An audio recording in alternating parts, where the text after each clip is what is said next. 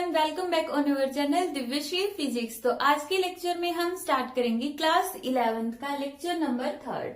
कल के लेक्चर में हमने स्टडी किया था हाइड्रोस्टेटिक्स होता क्या है, और जो हाइड्रोस्टेटिक्स होता है उसकी स्टडी किसके ऊपर की जाती है, फ्लूइड्स के ऊपर की जाती है। पास्कल लॉ हमने स्टडी किया और हमने देखा था कि वाटर का एक एलिमेंट कितना प्रेशर एक्सर्ट कर सकता है। अब आज का टॉपिक है variation of pressure with depth. Depth means जैसे जैसे हम एक पर्टिकुलर हाइट से ठीक है नीचे की तरफ जाते जाएंगे तो डेप्थ बढ़ती जाएगी। अगर हम उसके सरफेस से कोई भी टैंक हो गया या कोई भी बीकर हो गया, जैसे यहाँ पर ये हमने एक बीकर लिया, इसके अंदर यहाँ पे लिक्विड फिल्ड है, पूरा लिक्विड भरा हुआ है यहाँ पे, ठीक है। अब जैसे ही हम इसके ऊपर वाली सरफेस से नीचे की तरफ जाएंगे तो जो प्रेशर है वो चेंज होता जाएगा। अब हमें वही प्रेशर बताना है कि इसकी अपर सरफेस से और इसके बॉटम में, इसके टॉप और बॉटम में कितना प्रेशर का डिफरेंस है, और जो इसके टॉप और बॉटम के बीच में जो प्रेशर का डिफरेंस होगा उसी का नाम है गोज प्रेशर। गोज प्रेशर का मतलब क्या होता है कि जब हम एक पर्टिकुलर हाइट के ऊपर प्रेशर देखते हैं उसी को हम गोज प्रेशर बोलते हैं। पर्टिकुलर हाइट का मतलब है कि दो पॉइंट्स के बीच का प्रेशर डिफरेंस, टॉप और बॉटम का लगा लो, मीन्स एक बीच में उनके कुछ न कुछ पर्टिकुलर डिस्टेंस होगी, तो इसका मतलब वहां पे प्रेशर का डिफरेंस भी होगा, तो उसी को हम क्या बोलेंगे, गोज प्रेशर। ठीक है, अब हम स्टार्ट करते हैं। इसके अंदर हमने कंसीडर कर लिया कि यहाँ पे जो ये लिक्विड है वो कैसा है, इक्विलिब्रियम में। सबसे इंपॉर्टेंट पॉइंट है इक्विलिब्रियम, ठीक है। जैसे कोई भी अपरेटस होता है उसका एक बेसिक प्रिंसिपल होता है जिसके ऊपर पूरा अपरेटस वर्क करता है। तो यहाँ पे जो हमारा ये पूरा का पूरा डेरिवेशन है उसका की पॉइंट क्या है, सबसे इंपॉर्टेंट पॉइंट है कि लिक्विड इज इन इक्विलिब्रियम। अब यहाँ पर बीकर के अंदर पूरा लिक्विड इक्विलिब्रियम के अंदर है। दैट मीन्स अगर हम इस वाटर का, लिक्विड का छोटा सा पोर्शन कंसीडर करें तो वो भी कैसा होगा, इक्विलिब्रियम में होगा। ठीक है, तो इसके लिए हम क्या करेंगे, यहाँ पर एक लिक्विड का पोर्शन कंसीडर कर लेते। ये कोई ऐसा ब्लॉक नहीं है जो हमने बाहर से इसमें डाल दिया, नहीं, ये लिक्विड ही है। जैसे यहाँ पर हर तरफ एयर है और मैं ये वाला यहाँ पे बोल दूं, यहाँ पे क्या है, यहाँ पे भी एयर है चारों तरफ एयर, लेकिन मैं स्पेसिफाई इसको कर रही हूँ कि यहाँ वाली एयर। तो इसी तरह लिक्विड हर तरफ है, हम स्पेसिफाई कर रहे ये वाला लिक्विड का पोर्शन, और इस लिक्विड की जो थिकनेस है वो है डेल्टा एच। डेल्टा एच इस लिक्विड के जो ये एलिमेंट है, लिक्विड एलिमेंट है, उसकी थिकनेस है। तो हम लिख लेंगे यहाँ पे delta H is thickness of liquid element. Liquid element. उसके बाद जो ये वाला है, ये इस बीकर के अंदर जो लिक्विड फील्ड है ये इसकी लिक्विड की टॉप सरफेस है। तो इसके टॉप पर से जो यहाँ पर लिक्विड का एलिमेंट है कितनी हाइट के ऊपर है, h हाइट पर है। मींस जब हम h हाइट नीचे जाते हैं तो यहाँ पर ये लिक्विड का एलिमेंट है, तो h हाइट हो गई या डिस्टेंस हो गया from its top and this liquid element.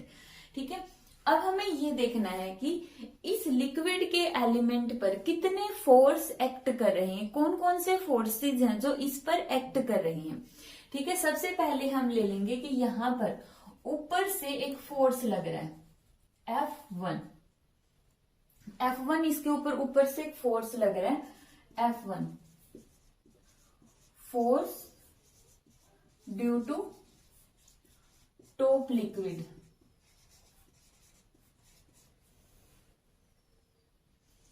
ठीक है, टॉप लिक्विड बोल सकते हैं due to liquid above the surface, due to liquid above the surface of liquid element. Liquid element के सरफेस से ऊपर वाला जो लिक्विड है उसकी वजह से जो फोर्स लगेगा। अब देखो यहाँ पे सबसे इंपॉर्टेंट पॉइंट बताते हूँ जो यहाँ पे बुक्स में नहीं मिलेगा। वो क्या है, हम जनरली क्या करते हैं, बुक्स वाली लैंग्वेज को क्रैम करने की कोशिश करते हैं, तो कभी भी उसको क्रैम मत करो। अब हमें पता है कि यहाँ पर जो ये फोर्स लग रहा है वो फोर्स कौन लगा रहा है, ऊपर वाला लिक्विड लगा रहा है। बस इसी को अपने लैंग्वेज में कन्वर्ट करना है। इस पूरे डेरिवेशन के अंदर हमें सिर्फ 2 पॉइंट याद रखने, जिसमें से पहला पॉइंट यही था कि लिक्विड है वो इक्विलिब्रियम के अंदर है। सेकेंड पॉइंट क्या होगा वो आगे आएगा। तो यहाँ पर अब हमें पता है कि इसके ऊपर वाला लिक्विड एक फोर्स लगाएगा जिसकी डायरेक्शन होगी नीचे की तरफ। इसको अपनी लैंग्वेज में बना के लिख दो बस। फिर अब न्यूटन का थर्ड लॉ क्या बोलता है, एक्शन एंड रिएक्शन, कि अगर ऊपर वाला लिक्विड इसको नीचे पुश कर रहा है नीचे, तो नीचे वाला लिक्विड इसको वापिस से पुश करेगा, अपोजिट डायरेक्शन में पुश करेगा, जिसको हम क्या बोलेंगे, अप थ्रस्ट। ठीक है, तो नीचे वाला लिक्विड भी इसके ऊपर एक फोर्स लगाएगा जिसको हम बोलेंगे F2। F2 क्या होगा, upthrust on liquid element from bottom liquid. जो बॉटम वाला लिक्विड है उसने इसके ऊपर फिर से क्या दिया है, अपथ्रस्ट दिया है। 2 फोर्स तो हो गए। अब ये जो लिक्विड एलिमेंट है इसका खुद का भी वेट होगा, और वो वेट कहां पर एक्ट करेगा, नीचे की तरफ एक्ट करेगा। तो ये हो गया वेट। तो यहां पे W क्या हो गया, weight of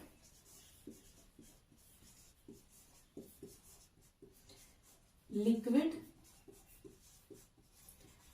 element, weight of liquid element. अब देखो, अब इस लाइन का मीनिंग आता है। अब हमने क्या बोला कि पूरा का पूरा लिक्विड इक्विलिब्रियम में, मतलब स्टेटिक पोजीशन में, रेस्ट में है। तो इसका मतलब इस लिक्विड एलिमेंट पर एक्ट करने वाले सारे फोर्सेस इज इक्वल टू 0, सारे फोर्सेस का सम इज इक्वल टू 0। अब यहाँ पर लिक्विड के इक्विलिब्रियम में होने की वजह से, अब इसके नीचे लिखेंगे liquid is in equilibrium, so every liquid element is in equilibrium. तो उसकी वजह से जो टोटल फोर्स है, net force on liquid element is 0। Net force कौन कौन सा, देखो, फोर्स F1 नीचे लग रहा है, इसको प्लस मान लो। वेट भी नीचे लग रहा है, इसको भी प्लस मान लो। अपथ्रस्ट ऊपर लग रहा है, अपोजिट डायरेक्शन, तो इसको माइनस मान लो। और टोटल सम कितना होगा, तीनों का 0। क्यों, क्योंकि पूरा लिक्विड इक्विलिब्रियम में है, तो लिक्विड का हर एक पोर्शन इक्विलिब्रियम के अंदर। तो यहां पर देखो हम क्या करेंगे, जो फोर्स F1 है उसकी जगह हम क्या लिख सकते हैं, प्रेशर के टर्म में, क्योंकि हमें यहाँ पे प्रेशर निकालना है, प्रेशर का डिफरेंस। तो फोर्स की जगह हम क्या लिख सकते हैं, फोर्स की जगह हम यहाँ पे लिख लेते हैं, फोर्स की जगह प्रेशर इंटू एरिया, क्योंकि हमें पता है प्रेशर का formula force divide by area, force का फॉर्मूला प्रेशर इंटू एरिया हो गया। तो यहाँ पे हो गया P1A प्लस W की जगह mass into acceleration due to gravity, minus F2 की जगह P2A इज इक्वल टू 0। अब यहां से P1 माइनस P2, इसमें से A बाहर निकाल लो और कितना हो जाएगा, plus mg is equal to 0। या फिर इसको देखो ऐसे लिख लो, mg को इसी साइड रखो और इस वाली टर्म को उस साइड ले जाओ, तो ये इस साइड माइनस में, तो उस साइड होगी प्लस में। ठीक है, और ये वाली किस में हो जाएगी, माइनस में हो जाएगी। A कॉमन निकाल लो, तो ये होगा। और mg को हम इस साइड भी लिख सकते हैं, कोई फर्क नहीं पड़ेगा। तो ये हमने इस इक्वेशन से ये वाला फैक्टर डिराइव कर लिया है। अब देखो P2 माइनस P1। अब P2 माइनस P1 क्या है, प्रेशर का डिफरेंस है। प्रेशर के डिफरेंस को हम क्या लिख लेते हैं, डेल्टा P, और यहाँ पे है A। मास को हम क्या लिखेंगे, देखो यहाँ पे हम मास को लिखेंगे density is equal to mass पर यूनिट वॉल्यूम। तो मास किसके इक्वल हो गया, डेंसिटी इंटू वॉल्यूम। वॉल्यूम की जगह हम लिखेंगे area into thickness of liquid element, ठीक है, area into thickness of liquid element रख दो यहाँ पे, रो ए डेल्टा एच, ठीक है। यहां से हमने ये सारी वैल्यू पुट कर लिया। अब इसको हम आगे सोल्व करते हैं। यहाँ पे देखो डेल्टा पी, डेल्टा एच को इसके डिवाइड में ले जाओ, ए से ए कैंसल, ठीक है, और जी एज इट इज आएगा यहाँ पे। तो यहाँ पे आ गया रो जी आ गया। अब अगर delta H tends to 0 means जो डेल्टा एच है उसकी वैल्यू बहुत स्मॉल है, तो उस टाइम पे डेल्टा को हम डी से भी रिप्लेस कर सकते हैं। मीन्स यही वाली इक्वेशन क्या बन जाएगी, DP by D H is equal to rho G, ठीक है। तो यहां से D P is equal to rho G D H, यहां तक आ गया हमारे पास। अब इसको हम थोड़ा सा आगे सोल्व करते हैं। देखो अब हम इसका इंटीग्रेशन करेंगे, दोनों साइड इंटीग्रेशन क्यों करेंगे, इंटीग्रेशन हम करेंगे कि पूरे के पूरे, ये तो हमने डीएच हाइट के ऊपर ले लिया कि जो बहुत स्मॉल हाइट है, अगर हम एच कोई भी पर्टिकुलर हाइट लेंगे तो उसके लिए हम इसका इंटीग्रेशन करेंगे, क्योंकि उसके अंदर सारा लिक्विड एलिमेंट आ जाएगा। यहाँ पर तो हमने स्मॉल लिक्विड एलिमेंट के लिए कंसीडर किया था। तो यहाँ पे जो लिमिट होगी वो किसके इक्वल होगी, देखो लिमिट के लिए हम लिख लेते कि अगर हमारा h 0 है, h 0 होने का मतलब ये वाली डिस्टेंस कम होती गई ऊपर पहुंच गई बिल्कुल सरफेस पर, तो h 0 का मतलब लिक्विड है वो सरफेस वाला लिक्विड है, तो प्रेशर कितना होगा वहां पे, एटमॉस्फेरिक प्रेशर। एटमॉस्फेरिक प्रेशर का मतलब जो पूरा इन्वायरमेंट है उसकी वजह से जो प्रेशर एक्ट कर रहा है वो वाला प्रेशर। फिर हाइट अगर h है तो प्रेशर को P ही मान लो, प्रेशर P होगा, कोई कितना होगा हमें भी नहीं पता, वो हम कैलकुलेट करना चाहते हैं कि जब हाइट h है तो यहां पर अब टोटल प्रेशर कितना लगेगा। तो लिमिट पुट करो, P A से लेकर P, h की वैल्यू 0 से लेकर h।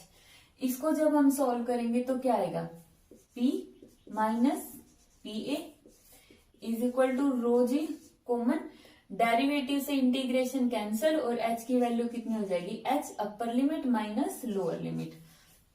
डेरिवेटिव से इंटीग्रेशन कैंसल आउट, p की जगह एक बार अपर लिमिट माइनस में लोअर लिमिट, तो यहां से p minus P A is equal to rho G H. तो p किसके इक्वल हो गया, P A plus rho G H. ये रो है, रो मतलब रोने वाला रो नहीं, सिंपल रो, रो मीन्स RH O, रहो, ठीक है, रो जिसको हम क्या बोलते हैं, डेंसिटी ऑफ लिक्विड, ठीक है। तो ये हो गया हमारे पास, और ये जो है प्रेशर का डिफरेंस मीन्स PA यहाँ पे प्रेशर है, जब पूरा एटमॉस्फेयर मिलकर लिक्विड की इस सरफेस पर कितना प्रेशर लगा रहा है उसको हम बोलेंगे PA, एटमॉस्फेरिक प्रेशर। और यहाँ पे क्या होगा, ये पूरे लिक्विड की वजह से भी प्रेशर है और एटमॉस्फेयर की वजह से भी, मींस जो यहाँ पर गैसेस हैं, यहाँ पे बहुत सारी गैसेस है वो भी प्रेशर डाल रही हैं, और यहाँ के ऊपर ये वाला लिक्विड भी प्रेशर डाल रहा है। तो टोटल प्रेशर कितना हो गया, ऊपर वाली गैसेस की वजह से प्रेशर प्लस ये ऊपर वाला लिक्विड, कितना लिक्विड जिसकी हाइट h है, इसकी वजह से प्रेशर। तो ये आ गया हमारा इतनी हाइट के ऊपर ऊपर वाला लिक्विड की वजह से कितना प्रेशर आता है, तो P। और ये जो P माइनस पी ए, इस टर्म को हम बोलते हैं गोज प्रेशर। तो ये था हमारा गोज प्रेशर का टॉपिक। नेक्स्ट लेक्चर के अंदर हम देखेंगे हाइड्रोस्टेटिक पैराडॉक्स।